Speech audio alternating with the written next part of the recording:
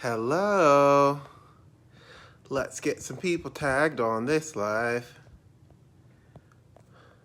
Happy Saturday. It's a good day to do a live training. I see we've got someone hopping on. Welcome, welcome. Just getting everyone tagged who said they wanted to join the party today. I'm super excited to talk about leg training. This is something that a lot of people have asked for. This is something that hey Kayla, it's so good to see you. How soon is hi Rashad, Siri's jumping on. Let me know how things are going for you guys. It's freaking beautiful here in Columbus. I'm loving it. I think it's like 75 and sunny. How many weeks away is your show, Kayla? So today I'm going to talk about leg training, how to build strong, develop legs, and what I call a top shelf peach. So literally, this is so funny to talk about, but one of the things all of me and my clients will joke about, because we all love legs, we all love having strong legs. That's so close, 1 month, that's incredible. Is booty goals is really having a butt that's so developed that it looks like it's sitting on a top shelf and like hanging off a little bit, but gravity is not touching. Gravity's not touching it, still holding up on its own. So really the foundations of this come off of good leg training.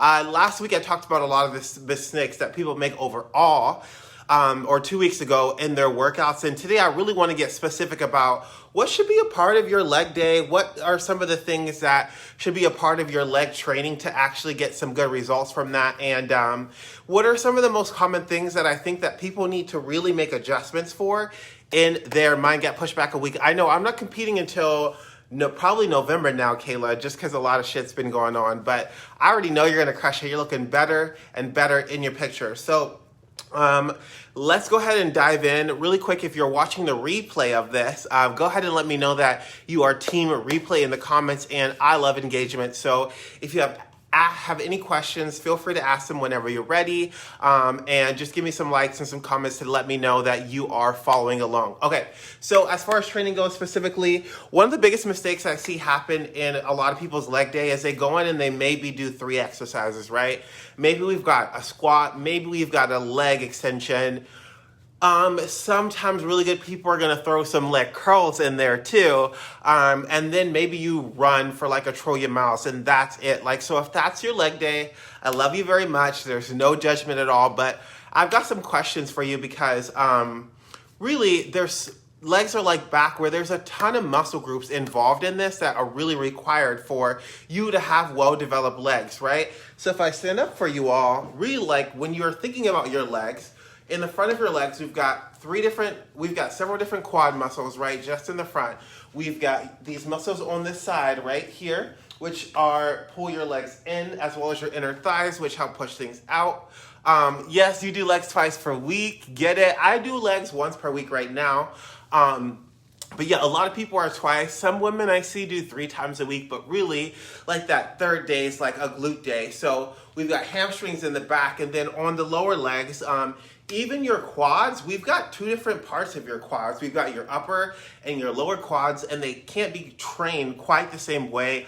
And a lot of people who are seeing a lack of quad growth in its entirety are missing the mark on training both parts of your calves. I apologize. So starting with quads, and everyone's a little different on this. I'm curious, let me sort of know how many quad exercises you tend to do per workout if you do quads right now. But what I've seen in general is a lot of people need to do at least 2 different exercises for their quads that can be in a week or in one workout. Thank you. I'm feeling tanks. I'm trying to like keep it sporty while it's still warm outside, soaking up every bit of sun as possible. So yeah, at least 2 exercises that are quad dominance. If you are ready for it, compound exercises are so important as part of a leg day, just like we talked about for upper body. So a squat is a compound exercise that, depending on how you do it, is quad dominant. So by incorporating something like that into your leg day routine, you've already got, oh yes, that's crazy. I've really never been to California much at all. So do you have a lot of family there, or what's the story behind Venice Beach? So yes, doing at least like some sort of squat based exercise if you're ready for that, and then maybe considering can I throw in some lunges if you're ready for that, or some leg extensions, or or a split squat, or anything else that's going to really help give you another 3 to 5 sets of I see, just a quick trip. 3 to 5 sets of exercise that is going to not only strengthen but build your muscle development. And doing quads specifically is important because if you're someone who's working on compound exercises like a squat, like a deadlift, right, then those are also having accessory exercises. So an additional exercise that supports that strength is what's going to help push your weight up in the bigger exercises like a squat or a deadlift. So hopefully that is super clear. Hamstrings, everyone knows hamstrings, right? We're sitting on the machine at the gym doing a little leg curl. One of the compound exercises that a lot of people tend to do for hamstrings are deadlifts, right? Which are another compound exercise. So we get quads and glutes and posterior chain in that as well. And if you're not doing like a deadlift, if you're not doing like a hamstring curl sitting on a machine, then another way that a lot of people get hamstrings is through any sort of deadlift variation or hip hinge variation, which, my man, we struggle with these hip hinge variations, right? So it's really any sort of exercise where we're focused on keeping that spine neutral, that chin tucked, and we're reaching back as far as we can with our hips. We've got our weight in our heels. We feel our hamstrings loaded, and we keep that tension by keeping our weight in our heels and poking those tailbones back as far as possible, and then pulling through the heels and reversing the connection to come back up to standing. So you've got to have a really strong lower back muscles, posterior chain, and a connection to your feet, your heels, the floor, in that rotation through your hips, your sockets, and all those lower body muscles to be able to do exercises like that effectively. However, once you're able to build those sort of connections, it's really going to make a difference in how defined your calves are, how powerful your deadlifts are, or any sort of those hip hinge movements. And deadlifts, by the way, are one of the most important exercises once you're able to do them to really improve your strength across the board in all of your lower body exercises as well as your power. So we talked about quads, hamstrings, calves really quick. Everybody knows how to do a calf exercise. On the calf parts, I've seen a lot of people completely skip calf training, which maybe if you're a runner and you actually run consistently, you can kind of get away with that. But or if you tend to do a lot of plyometrics, so think box jumps, burpees, a lot of those high impact exercises would give you some residual calf training. But if you really want to specifically develop calves, you want to be making sure at least one time a week you're working on your superficial calves, right? So that's sort of any sort of, I'll stand back so you can see, don't fall like me, any sort of calf raise where your knees are straight, not so straight that you're bone to bone, but that you're just long throughout your legs. And then if you are wanting to get that lower calf muscle that kind of inserts into that big peak that's in the back of your calf, then you'd want to do any sort of calf raise variation where your knees are slightly bent. Yes, yeah, I'm the same way as you, Kayla. I have not really naturally developed calves as well. I think part of that is from dancing for 14 years as too. There's a lot of shit like this that happens in a dance class. But yeah, still training them is important because it's that next level of just really being able to fish out the details, have them strong, prevent yourself from getting injuries there, because a lot of people run into Achilles tendonitis and other weird issues from having imbalanced calves or having weak calves. The last thing we're going to talk about training specifically, because I know this is what a lot of people are going to want to hear about, is training your glutes, right? So a big fact that a lot of people don't know is that about your glute development, honestly, 60% of that is genetics. That's the thing that nobody wants to hear. But I say this not to discourage anybody. Like, if you genetically have a flat ass, one, I feel for you. RIP, flat booties. They matter too, though, so no shade in that. But what it means is that you really have to be someone who does the right things on purpose consistently for you to see some significant results. So, okay, we're back. Okay, I don't know why we lost connection. Hopefully I didn't cut off too long. But basically I was saying, regardless if you genetically have good genes for a good ass or you don't, just like with everything else in your diet and exercise, consistently doing the right things is really what's going to make the difference in your development. With that being said, we've already mentioned a lot of exercises that train your glutes, right? We talked about squats, right? Which is really about, in squats, training your glutes is really about being intentional. In a squat, are you flexing your knee to work on training your quads and getting a stretch through your ankles when you do a squat, or are you reaching your hips back? And neither one are wrong. We just have to be specific about what we're doing because we're targeting different muscles. So a lot of people don't know, for example, that there's an Olympic lifting squat and there's a powerlifting squat, and one puts the emphasis more so on your posterior chain, so your lower back, your glutes, and your hamstrings, and one puts more of the stress on to your quads. I kind of teach in the middle. So when I teach squats for my clients, what we're doing is we're, with our weight fully in our heels, evenly distributed between both feet, we're pushing our knees as far forward as we can, feeling that stretch in the calf without our heels popping up from the ground. And then once you've gotten towards the limit of that range of motion, then we start reaching back and creating space in our hips to get lower and lower. The whole time, I'm going to talk about this a lot, keeping that chin tucked to make sure that your spine is neutral, and staying long throughout the reach in your hips to the point where you're not creating this curve in your lower back that I see a lot of people do when they're trying to get low, which is called a butt wink.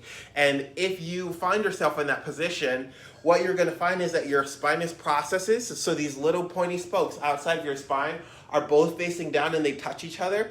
And this is the source of a lot of spine injuries. So save yourself a lot of money, a lot of pain, a lot of trouble, and really focus on that chin tuck, that neutral spine, or reaching through your tailbones, keeping that connection through your heels and rotation throughout your hips.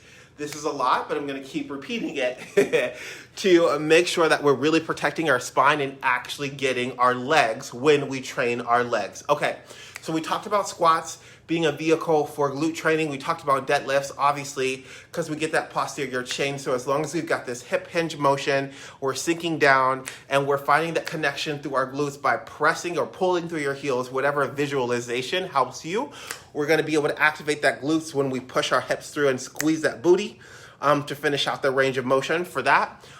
So the thing about building a full round booty, right, is that we've got to train it in more than one way. So this is where a lot of people miss out, and they'll say like, Jay, my upper butt is really flat, or my lower butt is really flat, or I really wish that like my butt was more round on the sides, right? So we've got to do some sort of squat deadlift variation because that trains in this plane of motion.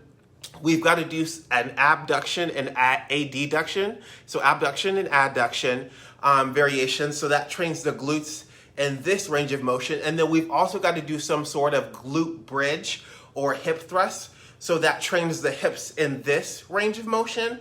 So in being able to train our glutes this way, up and down, and to back, we hit the glute medius, the glute maximus, and the glute minimus. So we get all three parts of the glutes, and that's how you have a really well-developed round glute situation that's super impressive and sits on perk all damn day, every day. So hopefully that makes sense. The next thing that I want to talk about is training frequency. So Kayla said she trains her legs twice a week. I said I train my legs once a week just because I found that's what works for me.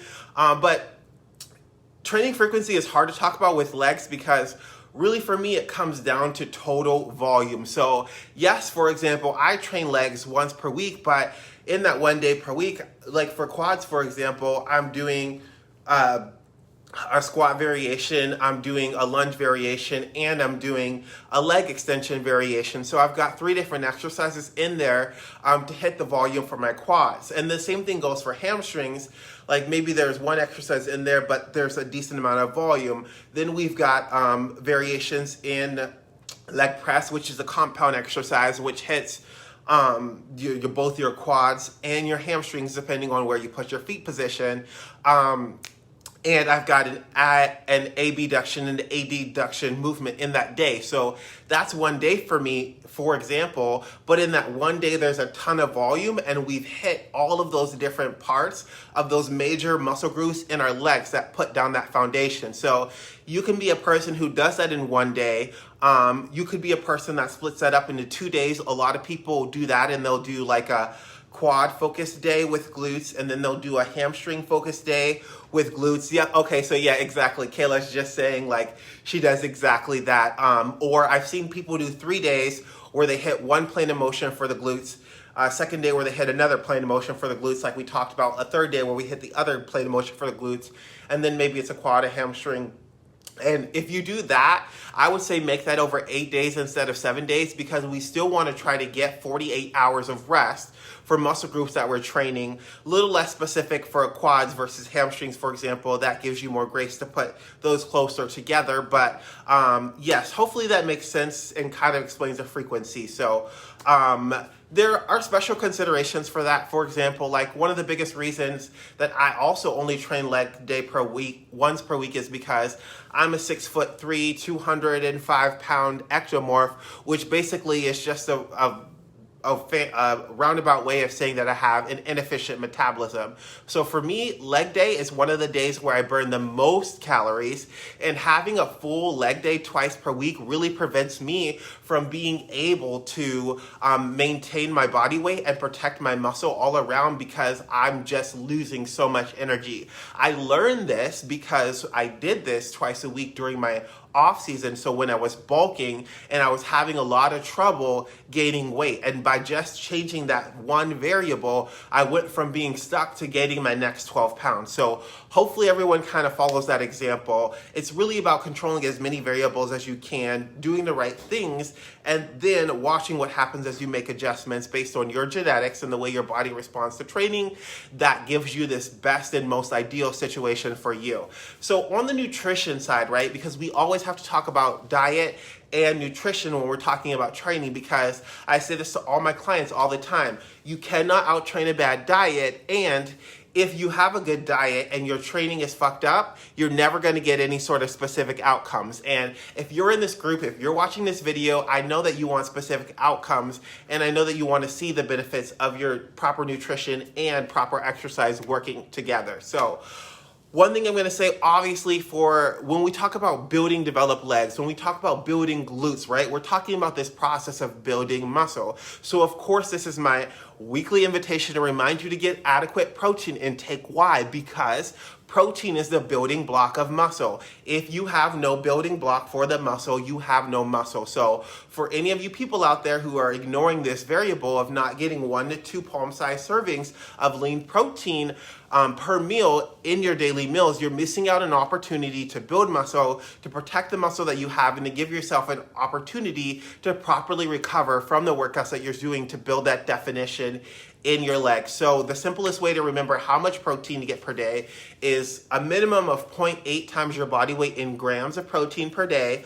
That can get more specific depending on how intensely you train. And just for reference, because I've had clients get confused on the whole protein, as of the most modern research that is known to date, studies have shown that we can safely eat up to almost 4 times our body weight in protein without seeing any health consequences on our heart, on our cholesterol, on our blood pressure, on any of these major things that we all use to measure our health. So chill out. If you're worried about eating too much protein, chances are, if you're like 72% of Americans, you're not eating enough protein, you're eating way too much carbs and fat, so treat yourself. And I have a couple resources inside this group that will help you make exact calculations on that and make it clear which sort of foods fit into those categories. So let me know if you have questions about that, and I will direct those to you.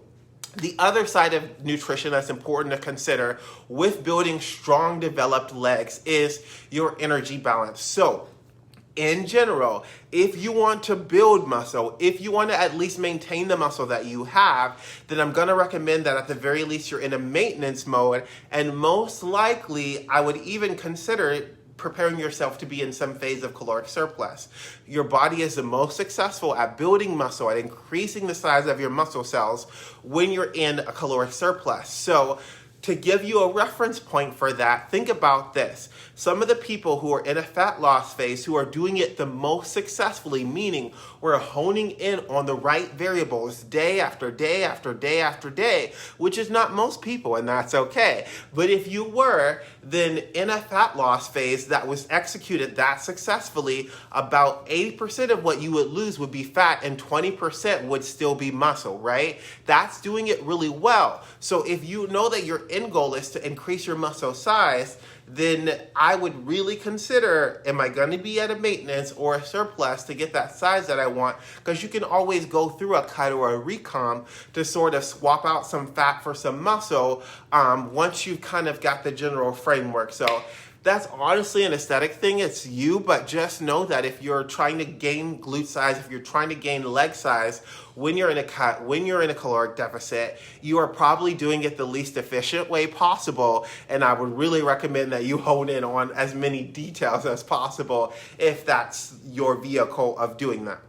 The last thing that I want to talk about today, we've not had a lot of questions, which is okay. Feel free to always ask me questions in the comments or send them to me in the DMs if you have questions afterwards, is movement execution. Movement execution is so important with developing your legs, because what I've noticed happen so many times, especially being a personal trainer and working with so many people in person as well, is that people miss a lot of details with how to actually activate their legs that are causing them to train their back or their lower back when they're training legs. And ultimately, this ends up in a lot of frustration, a lot of plateaus, and a lot of times injuries. So, woo! I really want to help you guys avoid making this mistake. So, the foundation of proper leg training, we talked about this a little bit earlier, but number one thing is really just making sure that your heels are connected to the ground. I see so many people squat, get to the bottom of a squat, and I look and their feet are popped off the ground.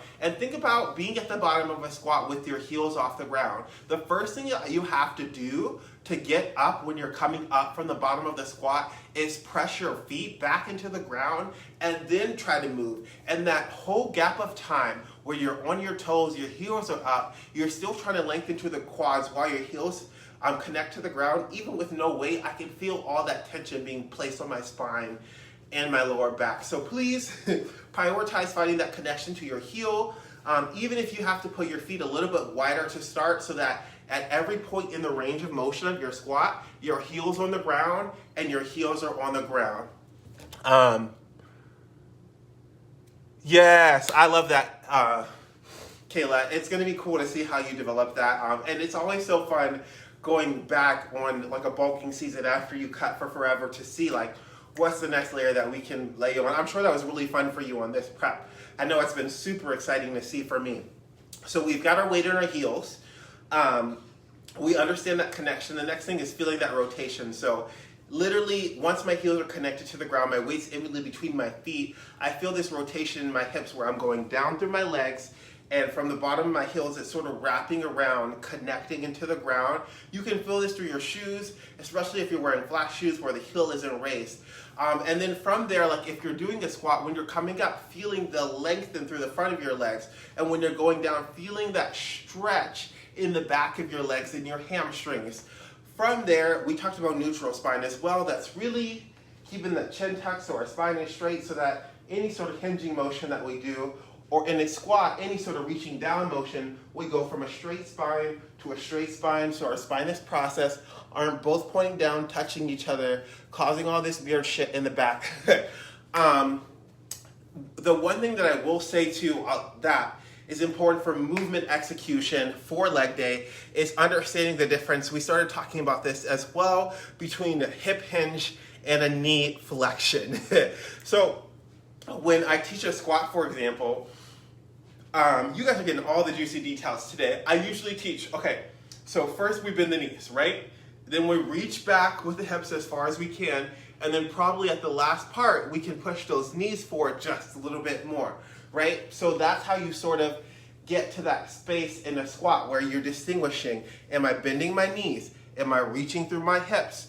And doing that a lot of times is what's gonna create the difference between, are you doing a squat when you're trying to squat, or are you doing a deadlift? So I think that's enough juicy details for you all today. Please feel free to ask me questions about anything that I've talked about. Let me know if you're team replay, and if you have any ideas for the next live training, I would love to hear them. So see you guys very, very soon. Lots of love.